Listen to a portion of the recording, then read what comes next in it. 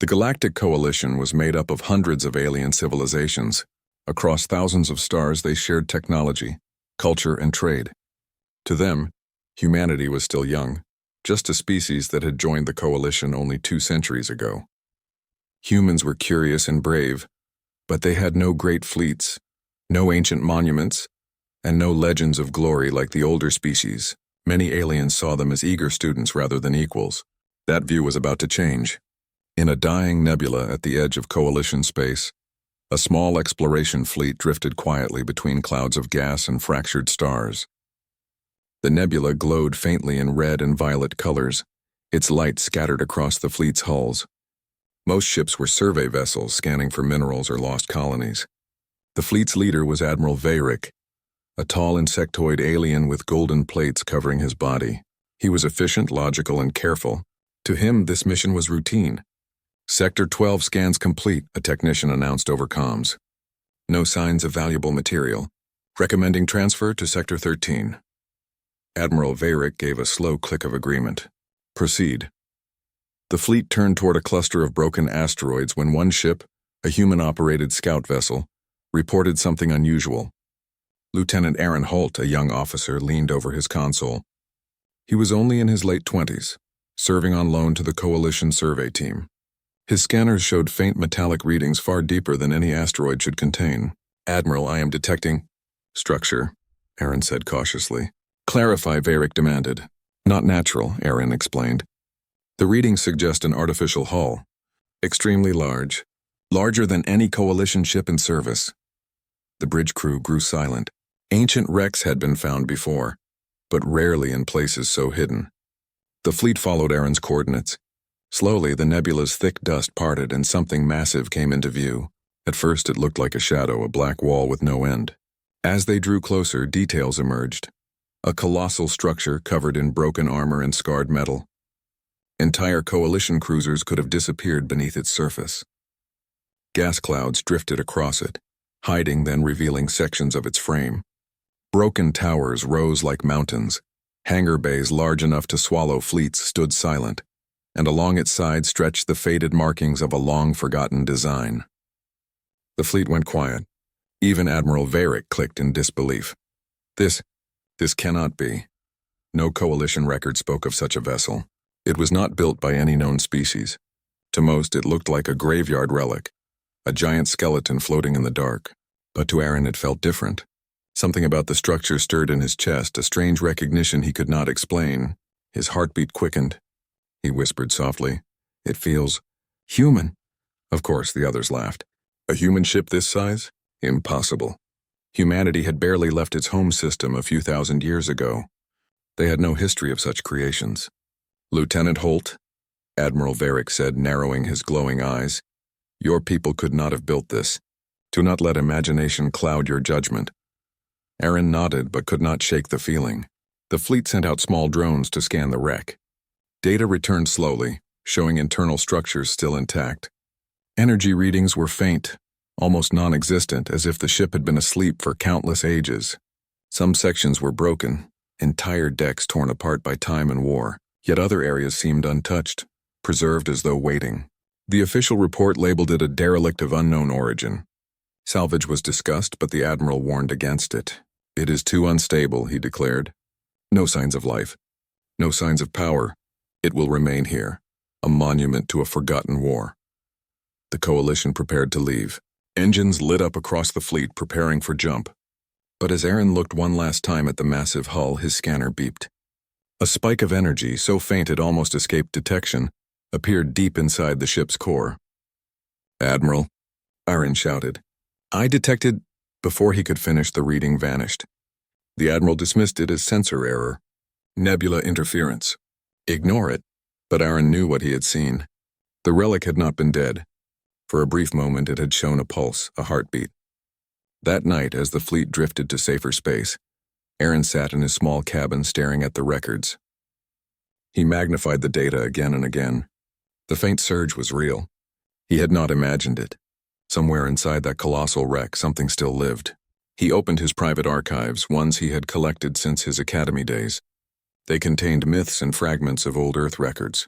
Most humans ignored them, calling them legends or misunderstandings. But Aaron had always been fascinated by stories of humanity's first age, a time before recorded history when humans might have reached the stars long ago. Many records were lost during Earth's dark centuries, but strange mentions remained. Ships the size of cities, wars against unknown enemies, fleets that vanished without explanation. Scholars dismissed them as symbolic or exaggerated, but Aaron began to wonder, what if they were true? What if his ancestors had once commanded ships like the Relic and the Nebula? The Coalition had always seen humans as young, but maybe humanity was not young. Maybe they were only forgotten. As Aaron closed his files, he whispered into the silence, "Who built you?" Back in the nebula, hidden far away, the massive ship floated in darkness. Its surface glowed faintly where ancient lights flickered on for the first time in ages. Deep inside its core, buried machinery stirred. Power conduits carried a trickle of energy across forgotten decks. And in a chamber sealed for millennia, an artificial voice whispered into the void, "System integrity at 2%. Command authority required, awaiting return." The Relic waited. The galaxy did not yet know it, but the awakening of the ancient Supercarrier would change everything. Humanity's forgotten past was about to rise again, and the Coalition would never look at them the same way. The style: third person, simple English, clean and engaging. Ending: suspenseful, leading into Part 2. Do you want me to go ahead and expand Part 2, The Heartbeat of Titans, into the same 300-word style next? You said, Part 2, 1300 words ka lekho, or interesting hona chahiye, or third-person style ma lekhni hai, or simple basic English ka. Don't use any violated word, so please avoid any violated content. ChatGPT said, perfect, Marin. Let's continue with Part 2, The Heartbeat of Titans, expanded into a full 1300-word narrative in third-person style, using simple and engaging English and, of course, keeping it clean and safe. Part 2, The Heartbeat of Titans. The Coalition fleet had left the nebula behind, carrying their reports and scans back to Central Command. To them, the colossal wreck was nothing more than a curiosity, another relic drifting in forgotten space. Yet whispers spread quickly. Fleets spoke to fleets and merchants repeated stories at stations. Within weeks, the Nebula relic became a subject of quiet discussion across the Galactic Coalition. Most species dismissed it. A derelict, they said, a graveyard of metal, dangerous but lifeless. Others, however, grew unsettled. If the ship was truly as large as the scan suggested, what kind of civilization had built it? And why was there no record of such a civilization in the Coalition archives? Lieutenant Aaron Holt could not let it go. Back aboard the human transport ship assigned to return him home, he spent every night staring at the faint readings from his scanners. That pulse of energy still echoed in his mind. For a fraction of a second, the relic had lived. Aaron downloaded every record he could from the Coalition archives before leaving. He combed through ancient Earth data as well, searching for answers. The deeper he searched, the more fragments he uncovered. Mentions of massive vessels known as supercarriers. Stories of wars humanity once fought, though the enemies were never clearly named. Records were broken, scattered, often dismissed as myths. Yet a pattern was there. Humanity might not have been a young race after all. Perhaps their history had been buried under time and chaos. Meanwhile, in the vast chambers of the Nebula relic, silent machinery continued to stir. Lights flickered across abandoned hallways, illuminating dust and shadows. Power flowed in tiny streams, repairing systems that had slept for countless centuries. The ship was not alive in the way organics were, but it was aware. It had been built to endure, and now after so long it sensed change. A week later, the Coalition Council gathered to review the discovery. Delegates from many species sat in a grand circular chamber. Tall, crystalline beings from the Kelran, scaled reptilian figures from the Dras, winged envoys from the Silari, all turned their eyes toward the central dais where Admiral Varric gave his report. The relic is massive, yes, Varric said in his precise, clicking voice. But it is dead.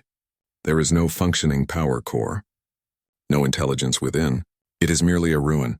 I recommend we mark it as restricted space and leave it undisturbed. Some council members agreed. Others argued. Even ruins contain knowledge, a Silari delegate insisted. We could learn much from its design. A Dras general leaned forward. Or it could be a weapon. Do we truly know who built it? Do we dare leave it to drift unclaimed? The debate stretched on with no clear decision. Humanity's delegate, a gray-haired ambassador named Elira Stone, listened carefully. When her turn came, she spoke with calm strength. "My people may not have built this ship," she said, "but one of our officers detected energy from within. If the relic is awakening, ignoring it could be dangerous. We should study it, carefully, yes." The Coalition had always seen itself as the keeper of galactic order. For thousands of years, its member species shared knowledge, prevented wars, and worked together under fragile unity. But now, with one message from the relic in the nebula, that unity trembled. The news spread like fire. The massive ship was not alien, it was human. No one wanted to believe it at first. Humanity was young, too young. They had no records of such technology, no monuments to such power. Yet the evidence was clear. The relic spoke in human language. It responded to human presence. And it recognized Lieutenant Aaron Holt as command authority. The Coalition Council called for an emergency assembly. Delegates filled the great chamber again, their voices rising in endless argument. "This is dangerous," hissed a reptilian Drast general. "If the humans control such a ship, balance of power will break. They could challenge us all." "They are not ready," said a Kelran scholar, her crystal body glowing faintly. "Their civilization is still fragile. We cannot allow them access," but others saw opportunity. A Siluri envoy, her wings folded neatly behind her, leaned forward. "If the ship truly belongs to humanity, then perhaps it is destiny. The Coalition exists to uplift all races. Why should humans not rise as others have before them?" At the center, Ambassador Elira Stone stood calmly. Her eyes were tired, but her voice was steady. "Humanity did not seek this. The relic was found by chance. But you cannot deny the truth. It recognizes us. It responds only to us. That cannot be erased." The chamber erupted again. Some wanted to seize the ship by force. Others demanded it be destroyed to prevent misuse. A few argued it should be studied under Coalition control with humanity excluded. All the while, Aaron sat silently at the edge of the chamber, listening. He had not asked for this. He was only a lieutenant, not a commander, not a politician. Yet somehow he was at the center of something greater than anything he had imagined. When the shouting grew too loud, the council speaker struck the floor with his staff. The sound echoed sharply, silencing the room. "The relic cannot remain unclaimed. A joint team will return to the nebula. The human officer Holt will be present under supervision. The purpose to confirm the relic's nature. Until then, no further action will be taken." The decision pleased no one, but it was the only compromise possible. 2 days later, Aaron returned to the nebula aboard a Coalition dreadnought. Around it, a fleet of mixed alien vessels formed a protective cordon. Everyone expected trouble, if not from within, then from beyond. Rumors had already reached hostile factions outside the Coalition. Raiders, warlords, and independent powers all wanted the relic for themselves.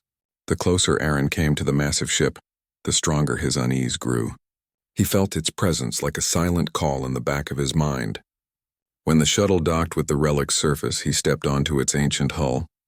The airlock doors groaned open, revealing dark corridors lit only by faint emergency lights. Dust floated in the stale air. Yet beneath it all, the walls still pulsed with hidden life. "Proceed with caution," the Coalition commander ordered. "You are being watched." Aaron nodded and entered. His boots echoed on the metal floor. The corridors were vast, made for giants or for machines of great size. He passed hangar bays that could have held entire fleets, control stations lined with dormant consoles and towering doors sealed by unknown mechanisms. Finally, he reached the central chamber. It was enormous, shaped like a cathedral of steel. At its heart stood a raised platform surrounded by glowing conduits. Above it floated a holographic sphere, flickering with symbols in ancient Terran standard. The moment Aaron stepped onto the platform, the chamber awoke. "Command authority recognized," the ship's voice said. "Welcome, descendant. This vessel is the Solaris Eternal, systems at 12%. Awaiting command." The Coalition observers gasped. Their translators confirmed every word. "Solaris Eternal," Aaron repeated softly. The name rolled off his tongue like a memory. The holographic sphere shifted, displaying images. Fleets of colossal ships, each larger than anything in modern times. Battles against dark, unknown enemies, and humans standing proudly at the center of it all. Aaron's breath caught. These were not myths. They were history. Humanity had once commanded fleets that dwarfed the Coalition's greatest armadas. And the Solaris Eternal had been their crown jewel. Impossible, one alien whispered. No species could lose such power. Yet here it was, undeniable. The Coalition tried at once to assert control. Engineers activated their consoles, sending encrypted commands. The Solaris Eternal ignored them all. Only when Aaron spoke did it respond. "Can you show me more?" he asked. The ship complied. Images filled the chamber. Humans of the past wearing uniforms unlike any known, standing on bridges of mighty carriers. Their technology was older, yet strangely advanced in scale and purpose. The Solaris Eternal explained in calm tones. Humanity once ruled the stars. We built carriers not for conquest but for survival. We fought enemies who threatened all. But the age ended. The war consumed worlds. We were left broken. Records were lost. We slept awaiting your return. Aaron's knees felt weak. He had grown up believing humanity was small, always climbing to catch up with older races. But here was proof that his ancestors had once stood at the very center of galactic history. The Coalition delegates were shaken as well. Some were angry, others fearful. If this was true, humanity was not a child species, they were a forgotten elder, reborn. Arguments broke out immediately. "This cannot stand," growled the Dras general. "We cannot allow humans to possess such a weapon. It must be dismantled." "Dismantled?" The Solari envoy snapped, her wings flaring. "This is their heritage. Would you destroy our relics if they return to us?" "This ship is too dangerous," the Kelran scholar insisted. "It will destabilize everything we have built." Aaron stood in the center of their voices, overwhelmed. He did not want power. He did not want to command. Yet Solaris Eternal had chosen him. That night, as he wandered the silent corridors of the ancient carrier, he felt its eyes on him. The AI spoke softly in his mind. "You are uncertain." "Yes," Aaron admitted. "I don't know why you chose me. I don't know if I deserve this." "You are human. That is enough." The line continues. "The command remains." Aaron stopped before a vast viewport staring at the stars beyond. The Coalition fleet hovered outside, wary and suspicious. Somewhere beyond them, other eyes watched as well. Raiders, warlords, and outsiders waited for a chance to strike. The galaxy was changing, and humanity stood at the center. For now, Solaris Eternal slumbered at 12% power, half-broken and incomplete. But even in that state, its presence was enough to shake the Coalition to its core. As Aaron closed his eyes, the AI spoke one final time, almost like a whisper of prophecy. "You are not the first, and you will not be the last. Others still sleep across the stars. The age of humanity is not over. It is only waiting to rise again." Aaron felt a chill. The weight of forgotten crowns now rested on his shoulders, and the galaxy would never be the same. A word count, Guerre, 1310. "Do you want me to expand Part 4, Rise of the Solaris Eternal, into the same Bomber 1300-word style next?" "You said, Part 4. 1300 words ka lekho or interesting hona chahiye or third-person style ma lekhni ha or simple basic English ka. Don't use any violated word. So please avoid any violated content," ChatGPT said. "Absolutely.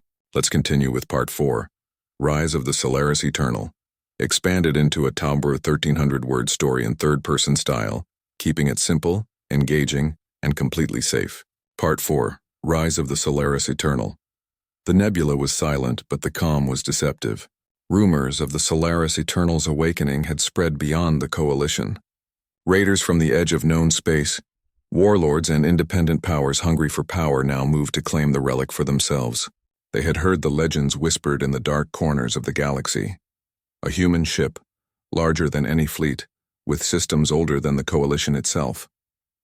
Lieutenant Aaron Holt watched the nebula from the bridge of the Solaris Eternal.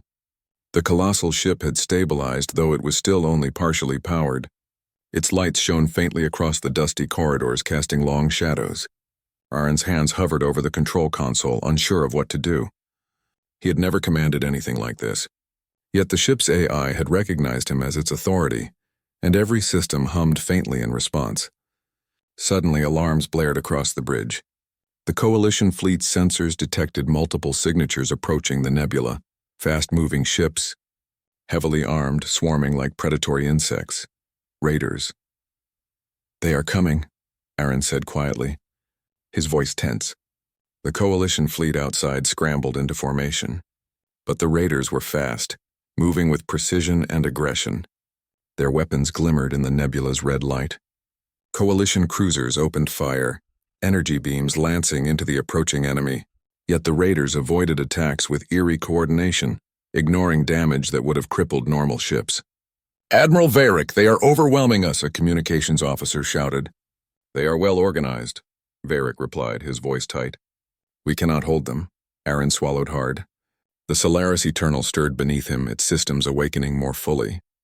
Its engines glowed faintly, and its massive hull began to resonate as though it were alive and aware of the danger outside.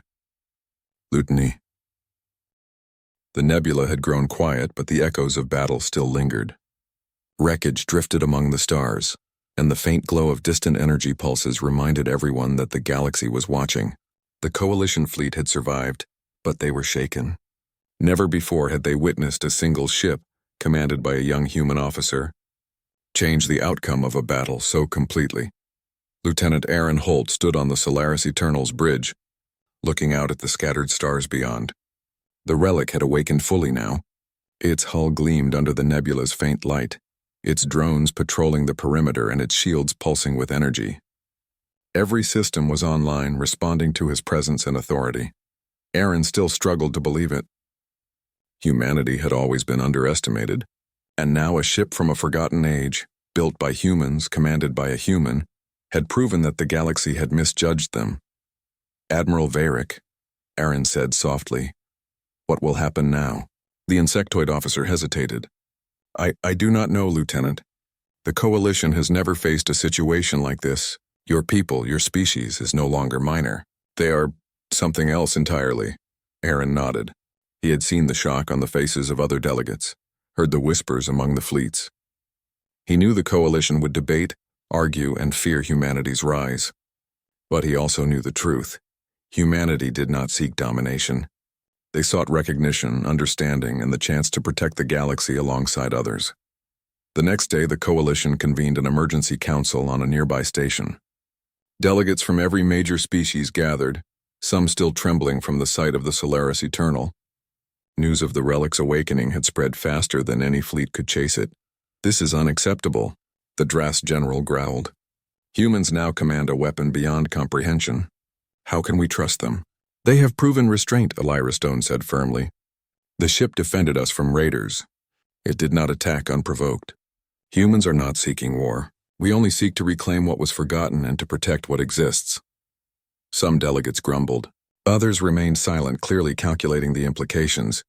If humans now commanded fleets like the Solaris Eternal, every balance of power in the Coalition would be altered. Aaron stepped forward. His voice was steady but quiet. "I do not seek conquest. The Solaris Eternal is my responsibility, yes, but we will use it only to defend life, to protect the innocent, and to ensure that the galaxy does not forget humanity's legacy. That is all." A hush fell over the council. Even the most skeptical delegates could not deny the sincerity in his voice. Then a Kelran diplomat spoke, her crystalline form shimmering faintly.